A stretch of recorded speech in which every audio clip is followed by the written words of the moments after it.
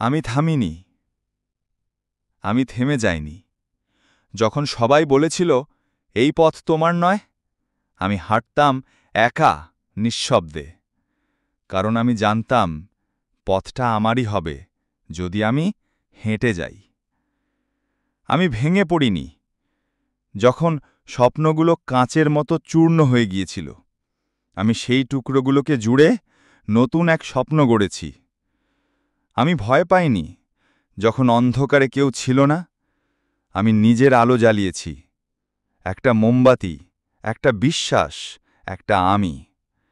আমি থামিনি, কারণ আমি জানি জীবন মানে শুধু জেতা নয়, জীবন মানে লড়ে যাওয়া, নিজেকে খুঁজে পাওয়া, আর প্রতিদিন একটু করে গড়ে তোলা। তুমি যদি এখনো ভাবো তোমার গল্পটা শেষ, তাহলে শুনো, শেষ নয়, এটা তো শুরু। তোমার ভেতরে যে আগুনটা আছে, ওটাই তোমার পরিচয়। তুমি থামো না, তুমি ভাঙো না, তুমি হার মানো না। তুমি তুমি নিজেই এক অনুপ্রেরণা।